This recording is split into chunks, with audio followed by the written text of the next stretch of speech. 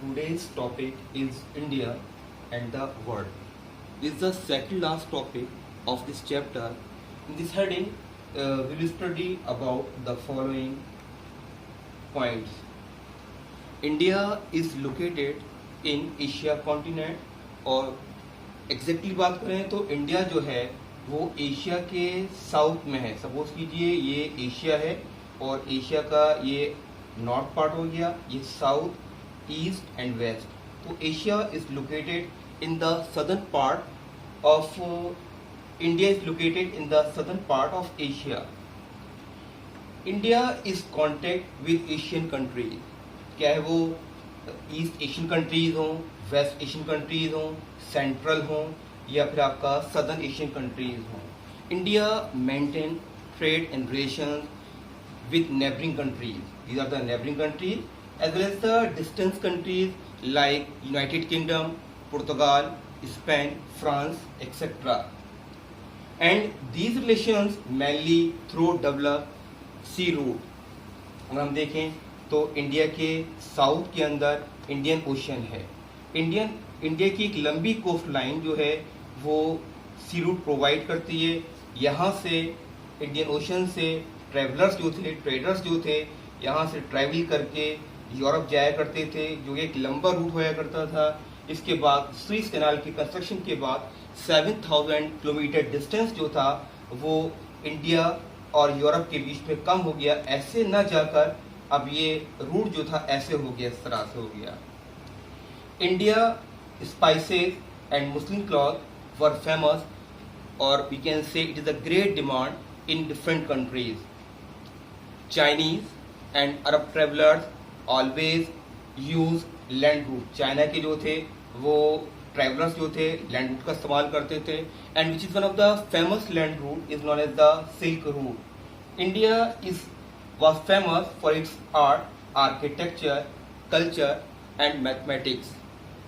The Ramayana, the Vedas are also influence the people of different part of the world. अगर mathematics की बात करें तो the decimal system which is one of the most important aspect in mathematics across the world use was originated in India. India was considered as the centre of art and architecture.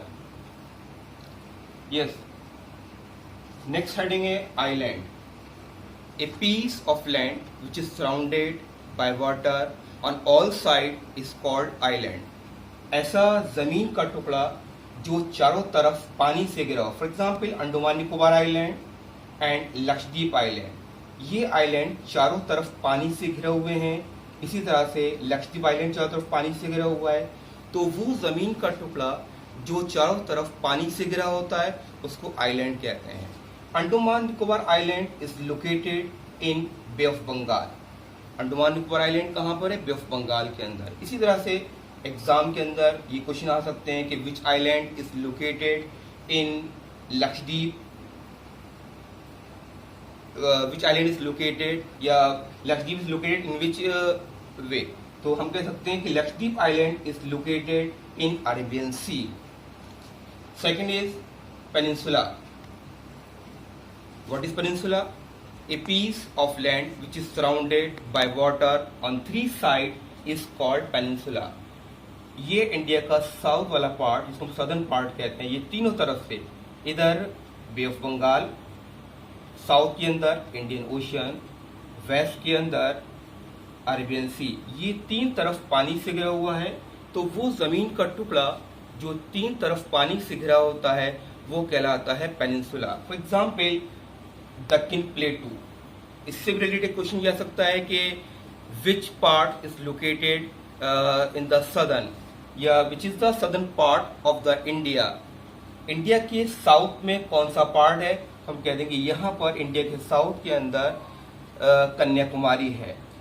इसी तरह से exam के अंदर दूसरा question which is the southern most point of the Indian union. Indian union का सबसे southern most point कौन सा है? तो वो अंडमान निकोबार के नीचे इंदिरा पॉइंट. दोनों क्वेश्चन के अंदर डिफरेंस है. अगर ये पूछा जाता है कि which is the southern most point of the Indian mainland तो कन्याकुमारी आंसर हो जाएगा। Second question, which is the southern most point of the Indian union, is Indira point. Last आपका landlocked countries. What is landlocked countries? Landlocked countries are those countries which are bounded by the land masses from all four sided. There have no coastline. ऐसा country जिसके चारों तरफ land masses हों और कोई भी water body ना हो। फॉर एग्जाम्पल नेपाल की बात करें, नेपाल चारों तरफ जो है वो लैंड मासेस से घिरा हुआ है। अफगानिस्तान की बात करें तो अफगानिस्तान चारों तरफ लैंड मासेस से घिरा हुआ है, इसके चारों तरफ कोई भी वाटर बॉडी नहीं है, इसलिए हम इसको कह सकते हैं कि ये लैंडलॉक्ड कंट्रीज है।